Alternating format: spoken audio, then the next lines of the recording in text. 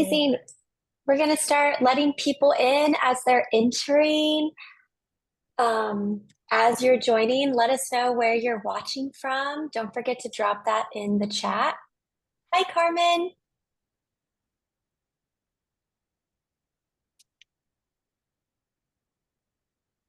Amazing. We're going to give a couple of like 1 minute, maybe two, just to honor time, just in case there's any others that plan to join live. We know sometimes people like to watch the recording, so we want to make this as flexible as possible for everybody.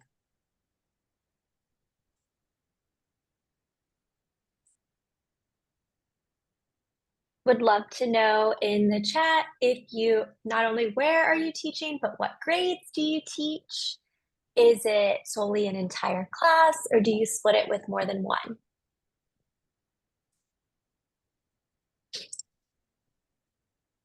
Okay, great. It's 2:31, so to honor everyone's time, thank you so much for joining this FabuLingua webinar. We know teachers are gearing up for back to school, and we want to make sure that we give you all of the tools and resources to support your Spanish teaching journey. And what better way than through comprehensible input and, as you'll learn at the end, FabuLingua. I am not the person that is presenting this webinar. I do not have the full brains that our co-founders have. Leslie and Mark, they're on this call, which is so exciting because how often do you get a webinar with the founders? They are so steeped into the science of comprehensible input, into supporting students. They actually use this with their own children, but I'm not gonna take all of their thunder. I'm gonna pass it on over to the co-founders so they can introduce themselves before we jump into the Comprehensible Input webinar. Hello. I am, can you guys all see me? Yes. So I am Leslie Beggart, and I want to say, Leslie Omaña Beggart, bienvenidas maestras y maestros. Welcome all. Let's see. Oh, there's a few more people who've entered the waiting room. Okay, hang on a second. Great. So, bienvenidas maestros y maestras. Welcome all of you. Learning new languages opens up doors in life. And FabuLingua's mission is to give every child the unique advantage of learning a new language effectively. Now, you teachers are in the front line of making this possible. So the purpose of today's webinar is to equip you with a way more powerful approach than you might have already had to make that happen. I'll give you an overview of the main developments in modern language learning science that'll take you from someone who is teaching an academic subject, a world language, to someone who is helping their students acquire that second language naturally and subconsciously. Now, that sounds like a bold statement, but we're going to show you how the science shows that this is very possible. As I said before, my name is Leslie Omaña Beggart. I'm the co-founder and head of learning at FabuLingua. My family is from Venezuela, and I grew up in Spain in the UK. And this early bilingual exposure led to me having a lifetime of opportunity. I speak English, Spanish, French, and Mandarin Chinese, and I've lived and worked all over the world. My founder journey started when I took my little Texan son from Austin to Caracas to meet my abuelita for her 100th birthday. Unfortunately, my son and my family did not connect like I had hoped. They couldn't really communicate. Like a lot of Latino families in the US, we spoke English at home. So when I came home, brokenhearted that this critical door to his roots was shut, I looked for resources to teach him Spanish. And I was super frustrated at the ineffectiveness of existing products. I had studied child psychology, linguistics, and anthropology at Oxford and Cambridge. So frustrated, I created a new methodology for teaching languages through children's stories. And it leads to natural, subconscious language acquisition. It was a real breakthrough. Such a breakthrough that I was awarded a patent on this learning technology. And unlike most traditional methods, this method was based on the science of second language acquisition. Both my kids were engaged and developed Spanish skills that far exceeded their peers, both in preschool, elementary, and eventually high school. And it worked even though we didn't speak Spanish at home. The science is really clear about what works. The key to acquiring a second language is comprehensible input. Now, how many of you have heard the term comprehensible input? Let's please put it into the chat. And of those of you, how many of you are incorporating it into your classes? While people are answering in the chat, if you want to check just to see if there's anyone else in the waiting room, we can let them in. Okay. Let's see, where do I'm not finding that. That's okay. I wanted to check just in case. Okay. Yeah, normally it pops up for me. So, okay. So for those who maybe in a few, so it seems like everybody's actually heard of it here on this particular group. But for those of you who are going to be listening to it at home afterwards, the rest of the registrants, if you've never used it before, this will be a big opportunity to understand this radical change in thinking and see what is truly possible for you and your students. And for those of you who have been using it, my intention is for you to understand that there's a way of incorporating CI that is a lot easier on you as a teacher. And that teaching through CI does not have to imply an enormous amount of work that it might currently represent. So our agenda today is that we'll learn more about the comprehensible input, the affective filter, and the silent period, which are the three kind of core pillars in modern language learning science. And they're the three pillars that FabuLingua is based on. And so throw any questions you have in a chat and we'll get to them at the end.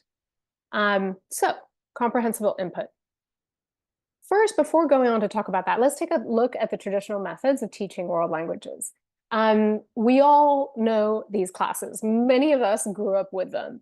They're grammar-based, rules-based, and as a student, your job is to memorize all those rules and memorize all those piles of vocab, and then the name of the game is drill and kill. I've recently seen my daughter go through that in Spanish too, in middle school, and turns out it's extremely boring, but not only that, it's actually extremely ineffective. Researchers and linguists have found that language acquisition does not require extensive use of conscious grammatical rules, and it does not require tedious drills. It turns out that the way that many language teachers were trained is not the most effective. In fact, it's probably the least effective. And these linguists have found that by applying modern language acquisition methods, students enjoy their lessons much more, and they actually emerge having acquired more of that target language. It's a win-win for everyone, and that's why it's so important for language teachers to understand the core of this modern language acquisition science. And it all basically starts with this guy, preeminent linguist, Dr. Stephen Krashen. He tells us that the science of second language acquisition is super clear. The single most important element in acquiring a second language is the amount of comprehensible input that a student is exposed to. There is a linear relationship that teachers always need to bear in mind. The more comprehensible input a student is exposed to, the more language acquisition happens. So what does that mean for your classes? It just means that input-oriented activities, such as listening and reading, will always produce more language acquisition than output-oriented activities, such as speaking, writing, testing. So remember this as you structure your classes and lean toward promoting input to the brain rather than output from the brain. But what kind of input? It's critical that it be comprehensible, which means that generally speaking, sorry, I just admitted somebody, which means that generally speaking, the learner understands the gist of what is being said. Now, they don't have to understand every word, but they do have to be getting the drift of what's being said. Think about it. We don't go about teaching our toddlers grammar rules or conjugations. The way they acquire the language is that as parents, we make input comprehensible to them. We have a spoonful of peas. Do you want your peas? Do you want your peas? Oh, look at the dog, is so soft. He's such a soft doggy. Oh, watch out, it's hot. It's hot. You know, It's only later on in life, at about third grade, after we've had a foundation of about a solid 10 years of receiving CI in our native language, that we eventually start learning grammar as an icing on the cake to perfect that language. Sorry, my slide forward is not working. Okay. Are you guys seeing the meeting chat on my screen? No. Okay. Anyway, the long and short of it is that this is simply how our brains have evolved to learn a language, through exposure to input that your parents and your community cares for you and therefore makes comprehensible. The science is telling us to lean into how our brains have evolved to learn a language instead of fighting it by teaching with a rules-based approach. There we go. Okay. So now we're going to go from evolution through to the future. And here there's an analogy that I like to make. These days, we've all been privy to lots of conversations about AI and how it learns. So I think that an analogy as to how humans learn a language compared to AI is now actually a really constructive analogy. So one of the things we've all heard is that AI only learns through input. The output is a consequence of learning. And asking an AI to generate more and more output doesn't ever result in more and more learning. So there's two critical components to this input. There's got to be, it's the quantity and the quality. There's got to be a lot of input. We've all heard that AI needs to be trained on LLMs or large learning models. They are very, very large. And if it's bad input, we've all heard the expression garbage in, garbage out when it comes to AI. So in our analogy, good input means it's got to be comprehensible, right? And if those two conditions are met, there's a lot of input and it's the right quality input, the AI learns. Learning happens. And it's the same with the human brain that was designed to learn languages. In fact, that's our one distinctive thing as a species. We're the only species that learns languages. This brain was designed for this, much like AI was designed to learn in this way that I've just described. So I like to call it NI, natural intelligence, but it's the same thing. If we give the brain a lot of input and it's comprehensible, the brain will learn. Nobody knows how, in the same way as the AI, nobody knows how, but it happens. And there's no need to be giving the AI loose lists of rules of language. Same with humans. No need to be giving that. We learn kind of subconsciously, which is a weird word to apply for AI, but there we go. That's the analogy. So now let's come back to Earth and a less esoteric conversation and talk about classroom strategies for delivering CI. Really, quite literally, it's anything that you can imagine that makes your students understand what something is about. So the effective CI teacher will deliver comprehensible input very often by pointing at things, by acting, often using her body, very often using her face with exaggerated facial expressions. I'm scared, I'm happy. And by drawing things on a whiteboard, and by signing things with what's known as TPRS. So let's see, right now I want to show you Krashen himself using using comprehensible input to teach us German. Can you all hear him? Oh, okay, well that doesn't... Can you hear him at all? No? You can? Good.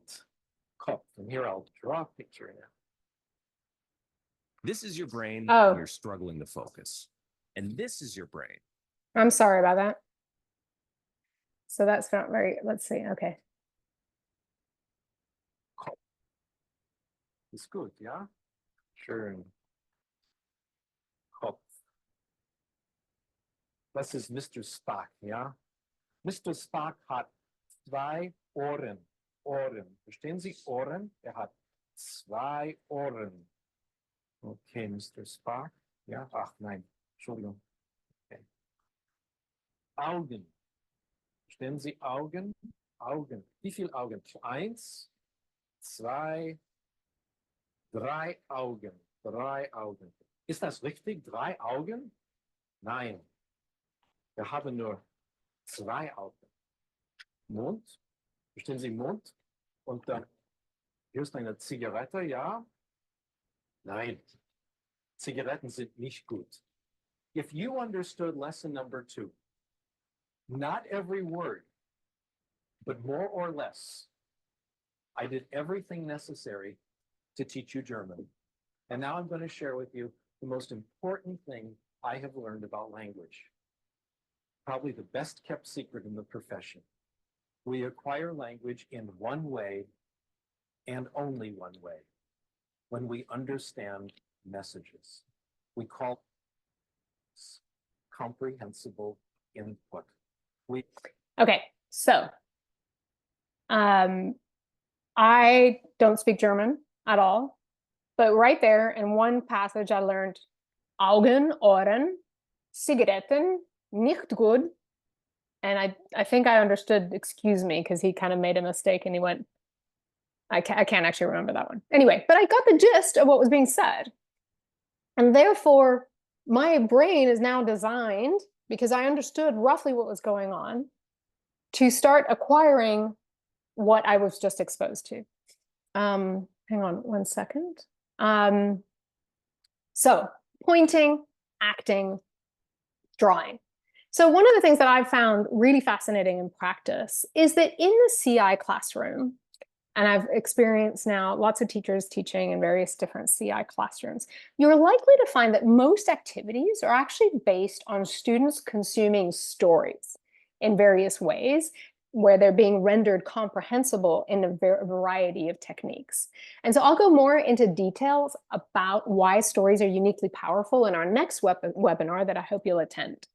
But basically, these different story methods range from, teachers often teaching goofy TPRS stories that employ a lot of TPRS signing, or making up a story and drawing it out on the whiteboard as the teacher tells it, or reading illustrated children's books that are easy whilst the teacher acts out the scene in her face with various facial expressions with the occasional translation. They sometimes use movie clips that they interrupt at various points and use circling questions, or story listening with CI readers. And often very playful teachers will also create various class games for reviewing the vocabulary of a given story. And of course, there's FabuLingua that combines comprehensible stories with the fun of an engaging mobile game. So I wanted to drill down a little bit to what one of the things that Krashen went on to kind of really elaborate on later on in his research was that it's possible that compelling input isn't just optimal, but that it may be the only way we truly acquire a language. So this is an extra insight he added over time, is that boring input to which you're not inclined to pay attention isn't really going to cut the mustard. It has to be compelling. And that's why often stories work best, because they are, in fact, we're naturally designed to be very attuned to stories as human beings. We find them quite compelling. So that's a very important thing to keep in mind, in particular if you're teaching kids, because kids are often, kids are not small adults, and they find different things interesting to what adults find interesting. So it's often, teachers find that it's not very successful when you just repurpose a language learning platform that was designed for adults and just apply it to children, because the kids just don't find that very compelling. And that's a key thing to remember. So anyway, the benefits of teaching with CI all revolve around effectiveness. It is just much more effective. Their fluency, their proficiency, the confidence that the children have to actually eventually speak and use it as a communicative tool, and the long-term retention are vastly, vastly different. It's also, of course, a lot more fun for the students. But there are challenges of teaching with CI. Basically, you kind of run out of things to point at in a class, so you have to go home and then you have to find lots of images on the internet for the next story you want to tell, props that you want to bring in. And all of this takes a lot of time for the teacher to think through what stories she's going to create and tell and exactly how she's going to make them comprehensible. She ends up printing a lot of specific verbs and whatever around the classroom so she can point to them. And typically, because it needs to be compelling, it needs to be engaging, the energy levels required from a teacher teaching through CI are very high. Like, she needs to be on, she needs to be sort of super caffeinated, right? And she needs to really get all the students' attention and oftentimes be like the goofiest teacher that they have in their school day in order to make this compelling and engaging. And that, not all of us are feeling like that every day of the week. So that time and effort, energetic effort required is a challenge with CI.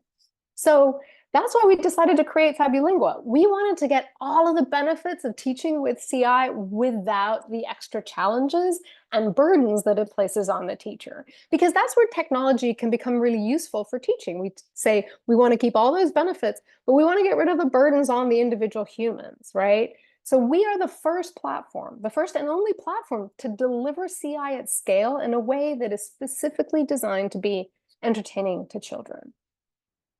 Our patent turns interactive children's stories into that all-important comprehensible input as the story is read out loud. So the first time a child reads a story, they see only the Spanish text. There is no English text. And they hear the Spanish narration, which is read alongside a unique and kind of rhythmically interwoven English translation. Now, it sounds awkward, but actually it works really well for that first time that a kid's going to hear that story. The key to notice is that English is never written down, it's only spoken. And therefore, it is temporary, right? You're not going to have it as the translation as a permanent crutch. All it does is it makes that page comprehensible. So I'm going to just play one of the pages from our stories. Amigos traviesos, two mischievous friends, se ríen, laugh, en clase, in class. Un amigo. Dos amigos.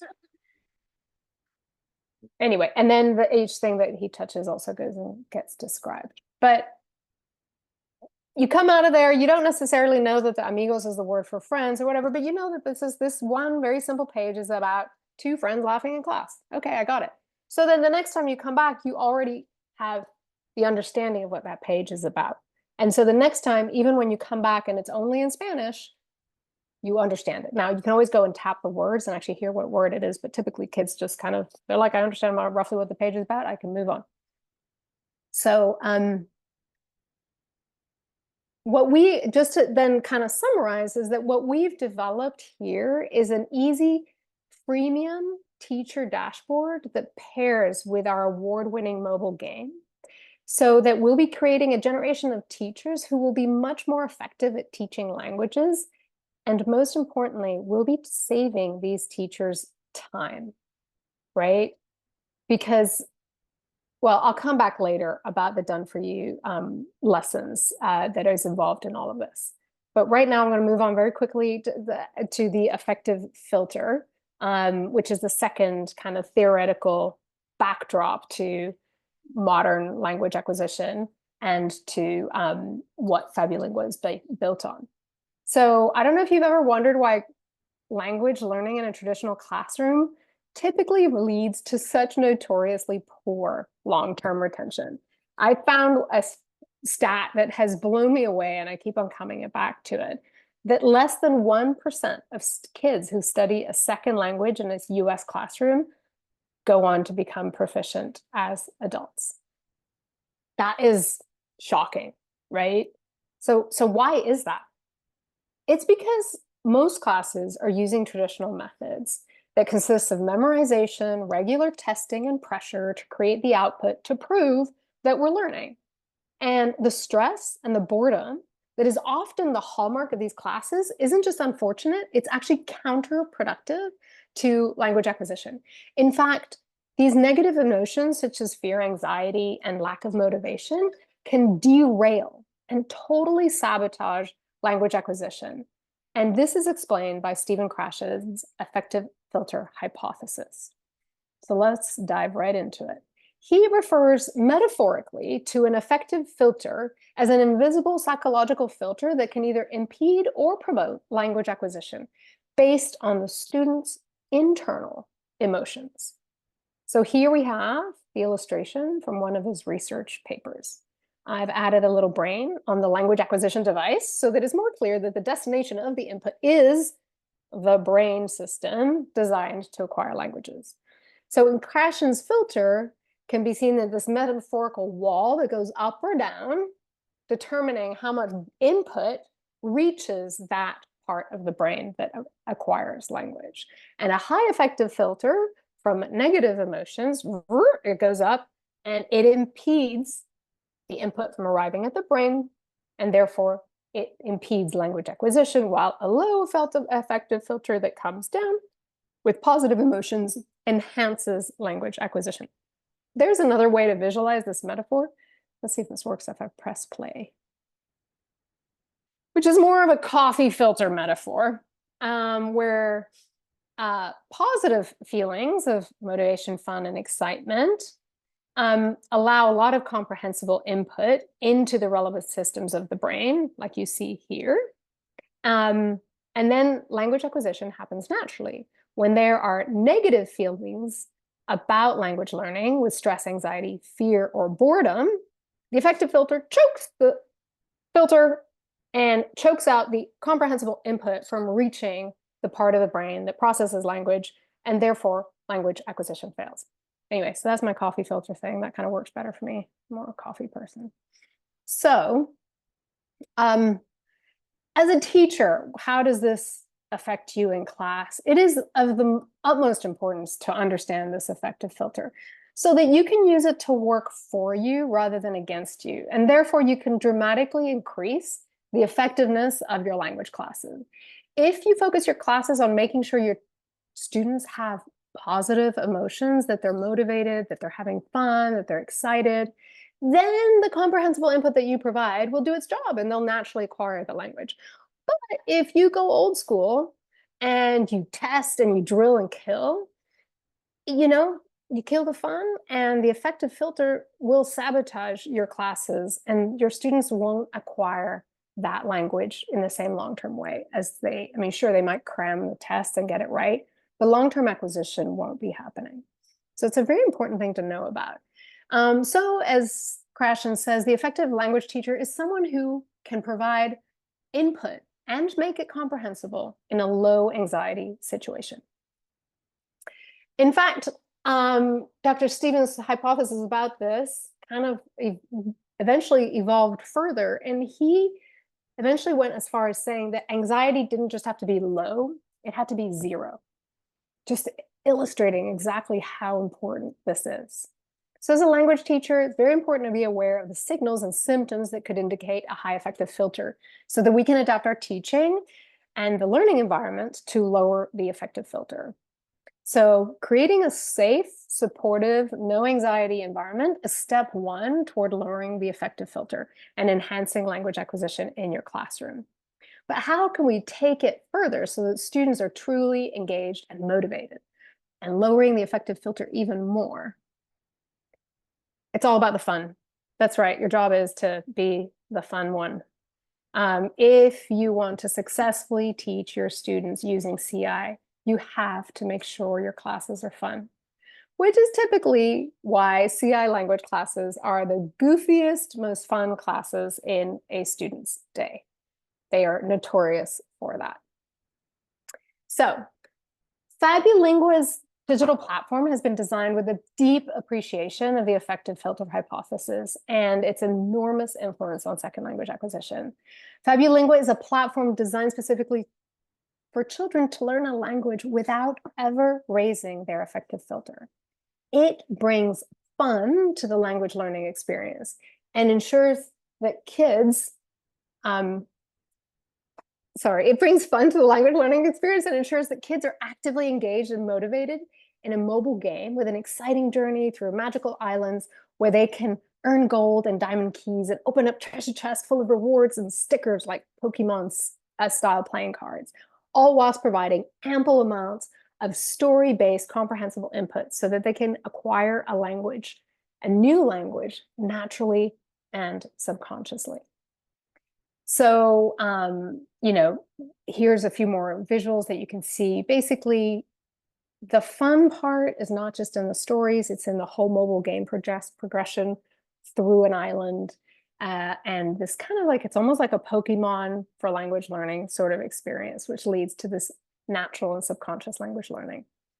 So the best part for you as a teacher is that when you use FabuLingua as a teacher, not only do your students benefit because you're providing this ample amount of CI in a fun and motivating, low anxiety setting, but at the same time, FabuLingua's teacher dashboard has suddenly made your life so much easier.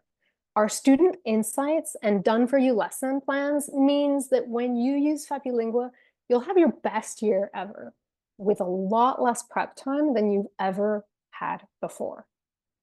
So now we're going to stop by and quickly understand the third component of, or the third really important insight as we see it, of modern language learning science, which is called the silent period. And I think it's really important for teachers, especially beginner level teachers, to understand. It's a crucial stage where learners absorb language without producing speech. So as you can see in the language learning process, there are 5 known language acquisition stages. And each one of these stages is unique and equally important in anyone's language learning. So the first one, the pre-production stage, learners do not create any output themselves. They don't even try and speak, other than the occasional yes or no or pointing. And it can be very tempting to interpret this stage as shyness or intimidation. After all, we all have empathy for the intimidating feeling of standing up and making mistakes out loud in front of classmates. But it's not really about that. Linguists such as Krashen have proposed that this stage is not characterized so much by a staunch silence due to some stubborn failure to communicate or an abundance of nervousness. They actually propose that this early stage silence is a biological necessity for the brain acquiring the competence before it goes on to generate output. The silent period is this natural process where beginners intuitively focus on the only meaningful and most powerful language learning activities, which are listening and reading, both of which are silent. So now the issues in the classroom is that different children have different lengths of silent period. And so a one-size-fits-all can actually be harmful. So that's where the insight of the teacher knowing all of her students well really comes into play. So when we interrupt the silent period by demanding original output before the learner is ready, like, tell me about your weekend, and they have to start up and just tell you using the verbs that you learned last week, and they have to create original output. That level of stress and anxiety raises the affective filter that we just learned about, and it impedes language acquisition. So you might think as a teacher, oh, this is great. Everyone's going to talk about their weekend or about their pet or whatever. And if they're not ready for that, this could actually be totally counterproductive. So productive skills, as in to produce, to speak, either written or spoken, oral, evolve from receptive skills. And respecting the silent period is essential. Krashen believes that there's a natural linguistic sequence that productive skills like speech and writing evolve from receptive skills such as listening and reading, and that you therefore need to focus on the receptive skills first to eventually get to the productive skills, and that you must respect the silent period in order for those productive skills to eventually come online. And the fact is, we understand that the silent period exists intuitively. For example, with a toddler learning their language, we understand this receptive period. We accept it. It takes time to learn a language. And, we're not going to force a toddler to speak before they're ready. However, as a society, we're somehow really impatient, and we don't respect the silent period in children or adults that are learning a second language. The silent period is present, whether you're learning your native language as a toddler or a second language as an adult. There is an ESL silent period, a silent period for any other second language. It's just an innate part of language learning. Now, I am going to make some brackets here, which is encouraging mimicry can actually improve pronunciation without disrupting the silent period. So language learning requires you to learn a lot of sounds and new ways of speaking, what's formally called phonetics and pronunciation. And this is hard. It takes a lot of practice because the muscles of your mouth and your tongue have to do a lot of reps to adapt to very subtly different shapes to make a totally new sound. You've probably heard of native English speakers unsuccessfully trying to roll their R's when learning Spanish. So we also have to learn to read the words differently to understand that those same letters make very different sounds in a different language. So if we're able to regularly work out these muscles in our mouth and our tongue in this way, whilst not interrupting the silent period with demands for original output, then we can improve pronunciation alongside the natural learning process without disrupting it. And that is why part of FabuLingua's patented method involves what's called copycat mode. So after children have enjoyed a story in the magical translation mode where they receive comprehensible input, they go into copycat mode where they mimic and imitate the pronunciation of the narrator. And because they're just copying, it doesn't put a cognitive weight of producing original output, original speech, and therefore it doesn't interrupt the silent period. So it's hard to believe, but it's really true, and we hear it time and time again. If you respect the silent period, you eventually transition naturally to the speech emergence stage if you provide consistent comprehensible input. And we hear about this all the time, that suddenly the kids are speaking and all they did was FabuLingua. They had this ample comprehensible input. They were playing little imitation games of the narrator.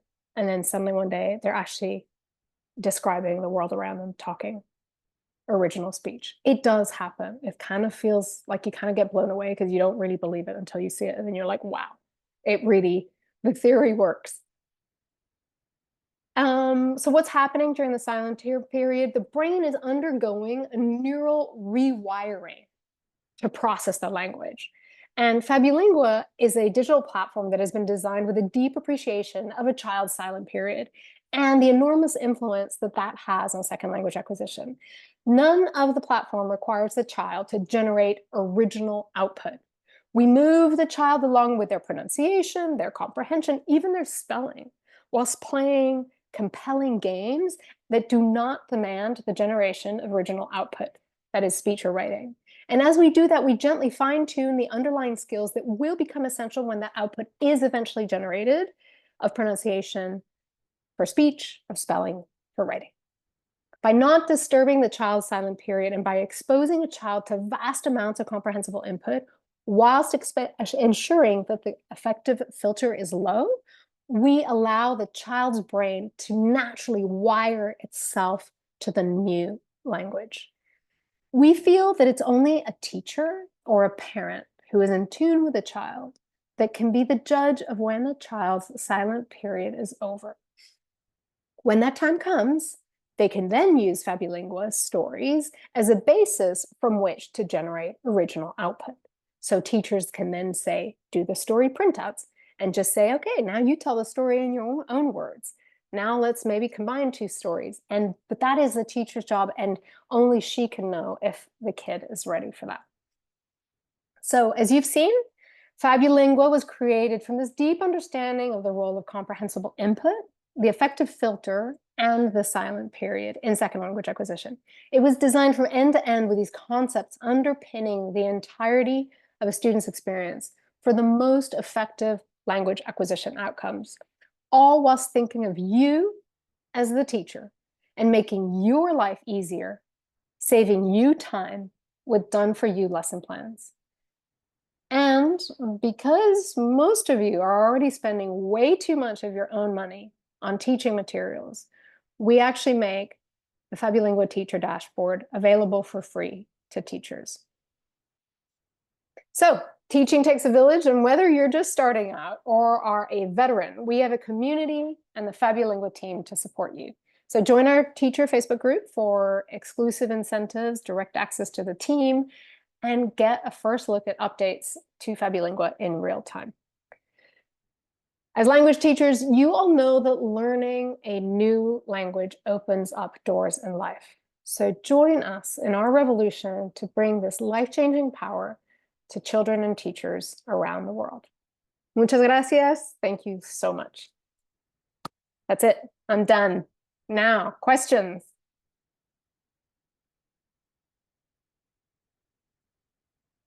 Oh, I got a note saying, don't forget to mention office hours. We have office hours every Wednesday.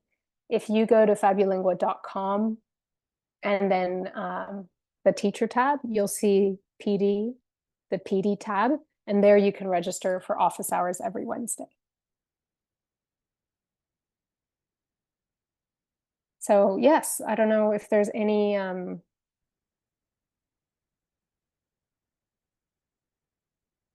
questions, any comments, any observations that people might have?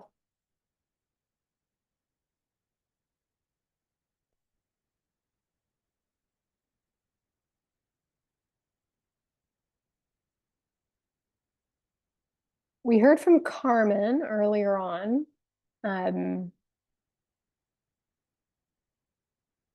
And DT.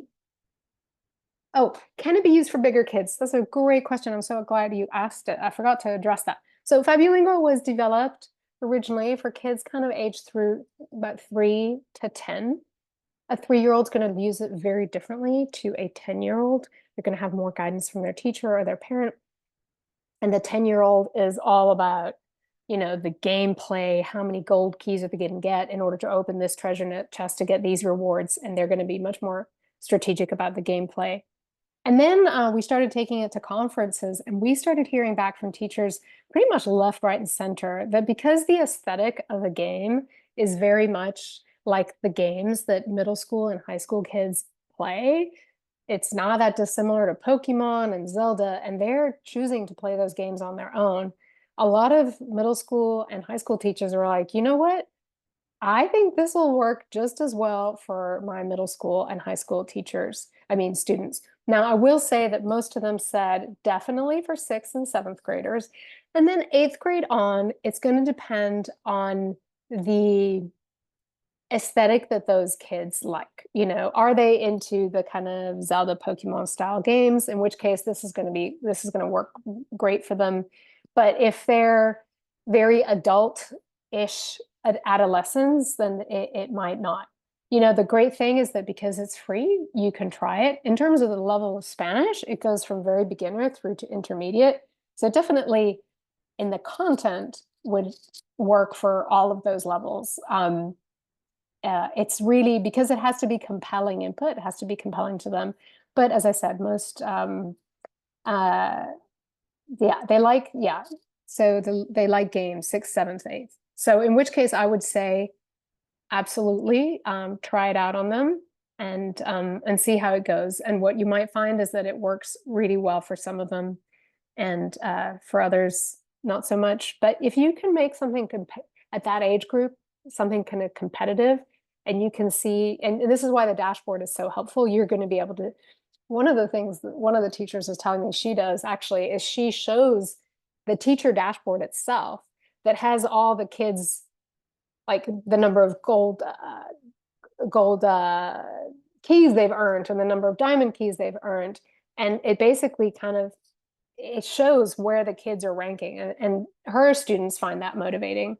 And so she shares aspects of the teacher dashboard. She projects it onto the screen in order to sort of like really bring everybody together. The one thing I will also mention is that, so we have a lot of the teacher dashboard has a lot of premium and also in the free teacher dashboard, a lot of supplementary resources that are very engaging for the whole class.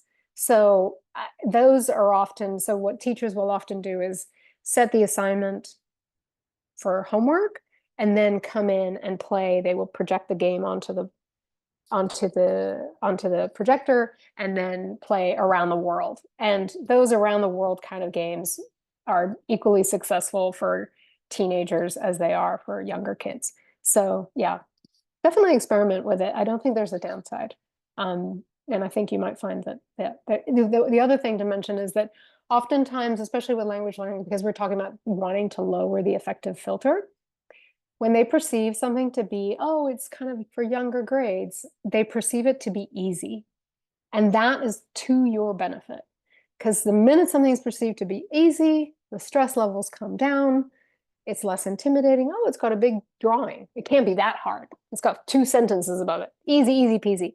It's a lot less intimidating than a block, a whole page of text that you're like, oh my God, that's in Russian. I can't understand it. I'm never going to be able to do that.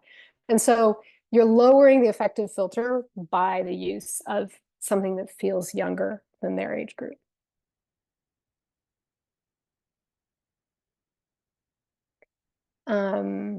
Any other questions?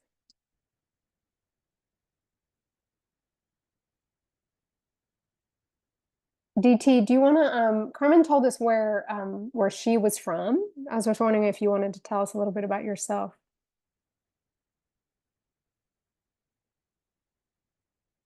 She's from New Hampshire, grades 6, 7, and 8. Well, you might be in a situation where you can't respond. So yes, looking forward to our next webinar is about storytelling. It's about the different approaches that CI teachers typically have for using stories, be they paper-based, movie-based, in class, and how we use stories in FabuLingua, and why stories are so uniquely powerful as teaching vehicles.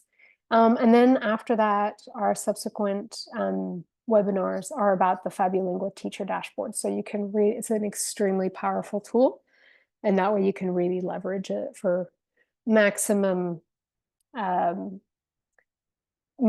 teaching power and maximum fun.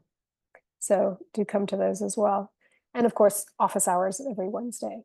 And it's all in the teacher tab of the FabuLingua website. So thank you all for coming. I appreciate it. Oh, somebody's just coming in here. Hello. Sadie.